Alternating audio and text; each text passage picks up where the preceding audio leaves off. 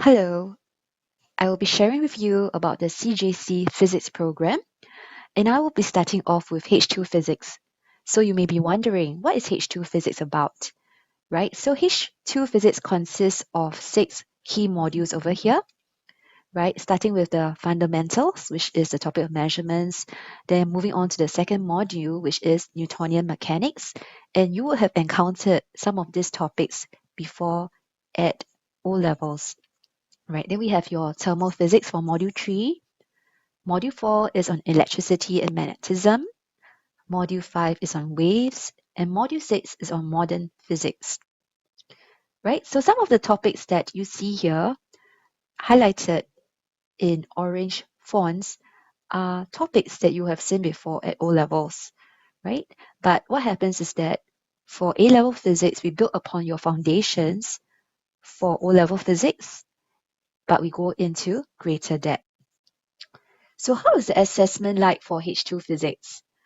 H2 physics, theory-wise, consists of these 3 papers. You have MCQ, which is 1 hour long and consists of 30 MCQ questions. It's 15% of the overall paper. And you have paper 2, which is consisting of structured questions, which is of a 2-hour duration, and it is worth 80 marks. For paper 3 is the longer structured questions, and this is of a 2-hour duration. It has a greater weightage as compared to paper 2 of 35% instead of 30%, but it has the same number of marks as paper 2. Now you may be wondering what's the difference between the two papers. For paper 2, there's a data response question towards the end of the paper, where you're given a passage and data sets to analyze and answer a series of questions. Whereas for paper 3, towards the end of the paper, section B consists of choice questions, where you get to choose the questions to do. Now, coming on to the practical paper. So for H2 physics, a key feature is the practical paper, which is altogether 2 hours and 30 minutes long, and this constitutes 20% of the entire paper. It's worth 55 marks. Now, there are 3 questions to be done, experiments to be carried out, where students have to do hands-on in the laboratory. So these 2 hours, the first 2 hours is split up into 2 parts. In the first hour, students will either work on 2 questions or work on 1 question. And after that, the 1 hour is over. Students will do a changeover, swap places with their friends, okay, and go on to do either 1 or 2 questions. So there is a changeover, right? And at that last 30 minutes, there is a planning question, a long planning question, where students have to do it for 30 minutes. They cannot touch their equipment anymore. They just need to sit down to complete their report as well as the planning question. We move on to H1 physics. H1 physics consists of 11 topics, unlike H2 physics, which has about twice the number of topics. It consists of 4 sections: measurements, Newtonian mechanics, electricity, magnetism, and modern physics. H1 physics is like a subset of H2 physics. So the key difference also lies in the assessment format. Instead of having 4 papers like H2 physics, H1 physics consists of paper 1 and paper 2, 2 theory papers. In paper 1, it's an MCQ of 1 hour duration, 30 marks, and paper 2, structured questions, which is 2 hours long.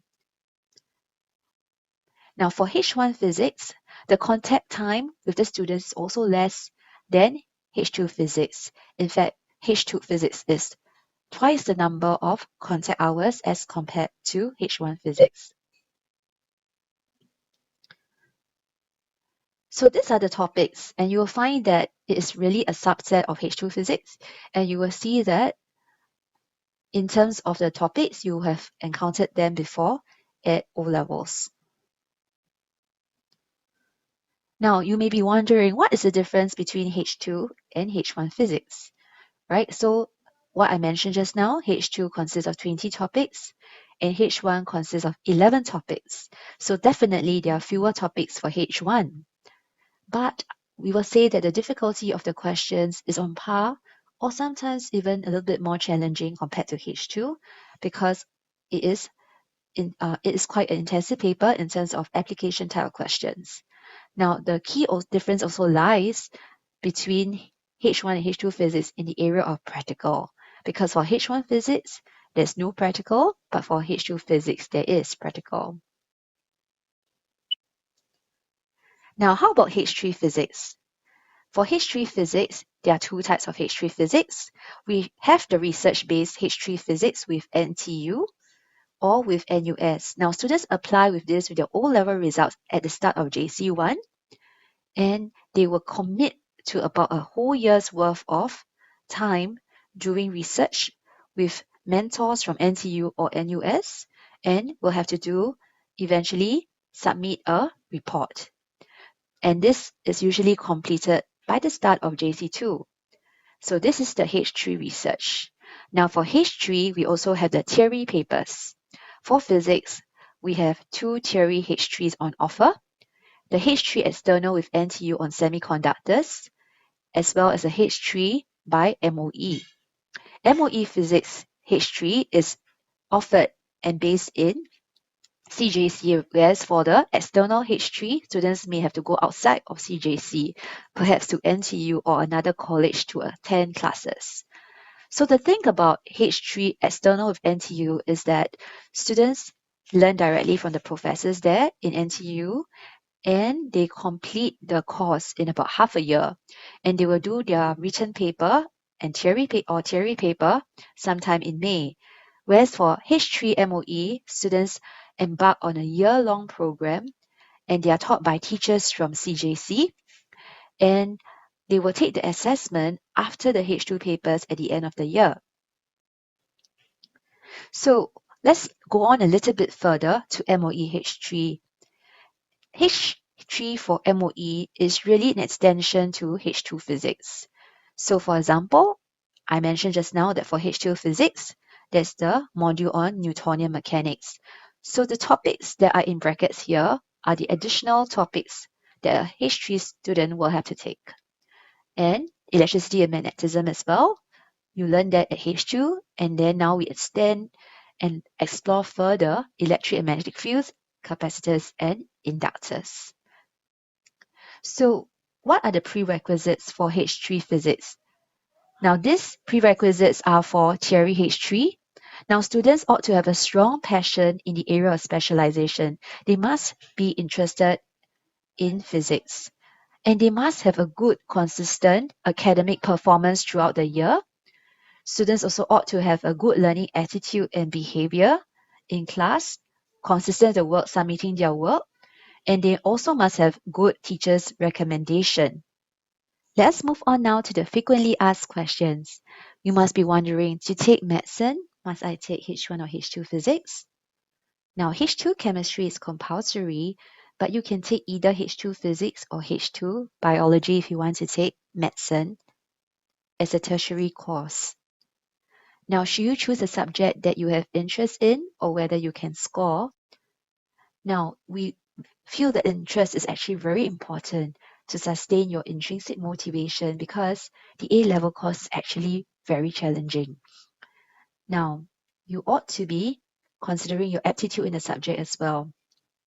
How sure are you with your content, your concepts, your skills, your mathematical skills, especially if you're aiming for specific courses in the university, right? So you have all this in mind before you decide on whether you choose a subject, any subject, not just physics alone.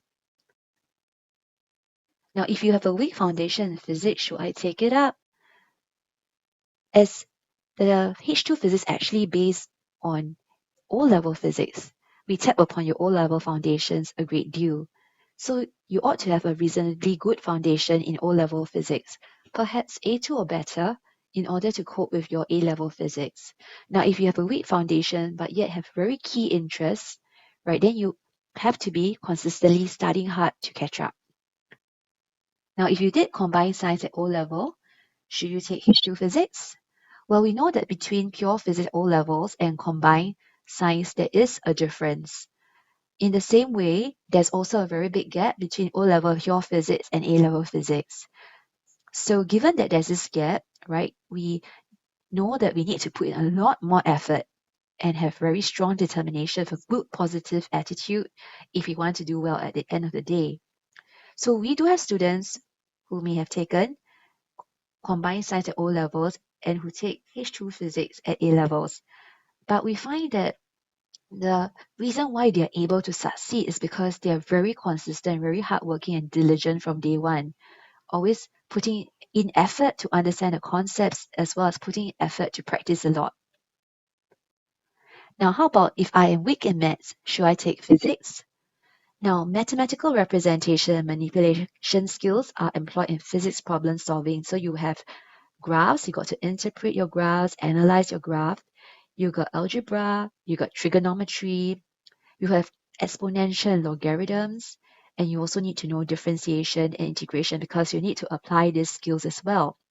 So definitely it helps if you have a strong base in math, right? But it doesn't also mean that, if you're good in math, you're automatically good in physics or vice versa, right? So we need to make sure we know how to apply these skills when we are doing physics.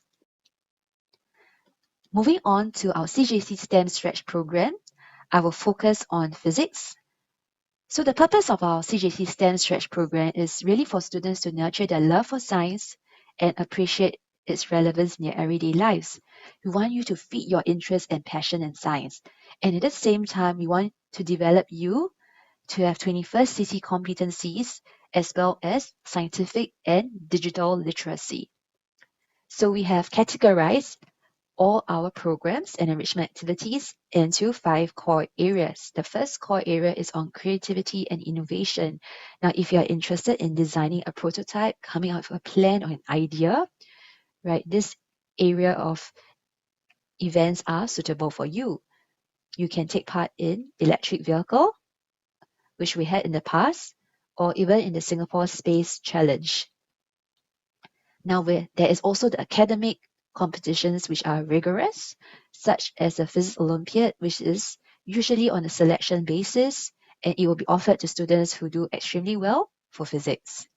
There are also the research programs with NUS, NTU, or even NanoBio Lab, or even SUTD. Then you have your enrichments, such as our exchange program with Nara Senior High School in Japan.